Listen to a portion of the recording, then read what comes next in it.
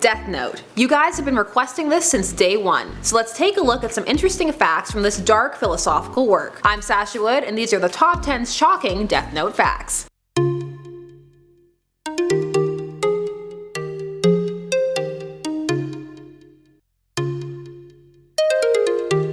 Number 10. The design of the notebook was originally meant to be shifting and more reflective of its supernatural origins. This meant that it would change based on time or location, for example looking like a Bible or an old scroll. However, it was ultimately decided that a notebook would be more accessible to most audiences, and so that's what they went with. Honestly, it works better with the title anyway. Speaking of notebooks brings us to number 9. Death Note also inspired some kids to bring their own Death Notes to school, but this went beyond merchandising. Some of these kids used their Death Notes to write down the names of children and teachers they disliked inside them, along with dates and times for their supposed deaths. While some viewed this as a childish outlet, with all of the school shootings and tension in schools around the world, these actions were taken seriously, and the students were disciplined. One student in Washington even ended up being expelled. I remember I actually got in trouble for bringing some Love Hina manga to school back in the day because of the covers. Have you guys ever gotten into any manga related trouble? Let me know down there. This trouble probably helped lead into number 8. This manga comes with many warnings.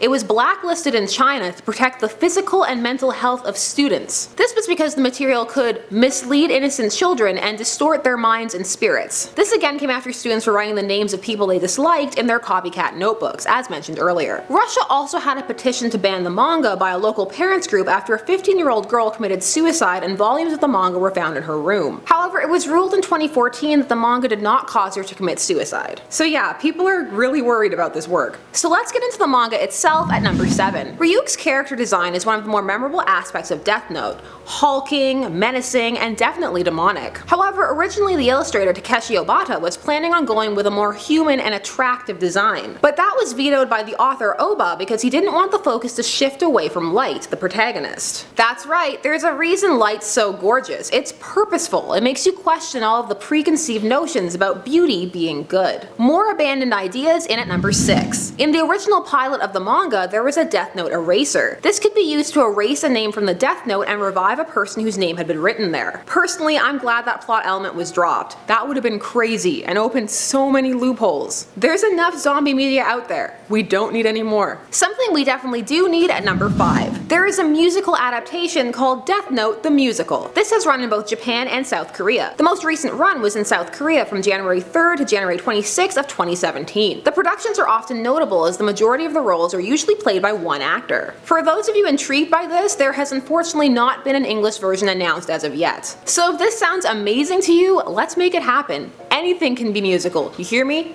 Anything. More adaptation information at number 4. The anime adaptation was difficult due to the intense psychological themes being played out in the manga. The manga asked many philosophical questions, and while the anime wanted to as well, the director Tetsuro Araki was always aware that the viewer could not turn back pages like they could in the manga, so the details would have to be a bit more clear-cut for the audience. He stated they wanted to highlight what made the series interesting rather than focusing on morals or the concept of justice. This is why Light plays such a large role, as the production crew found him very compelling. So basically, it's worth reading and watching to see what you get out of both versions. This anime was also groundbreaking for different reasons, and at number 3. Death Note was the first time a well-known anime property was made available legally to a domestic audience, that being us overseas folk, while it was still airing on Japanese television. These episodes were made available in the original Japanese with English subtitles. So for all you good law-abiding citizens, that must have been awesome. As for the pirates, I'm sure it made no difference. Cause yo ho, a pirate's life for you. A darker fact leads us to number 2. There was a seemingly inspired murder that occurred in Belgium. The case was dubbed the manga murder, due to the notes left at the crime scene near the victim. The notes read, "I am Kira," though they were slightly misspelled.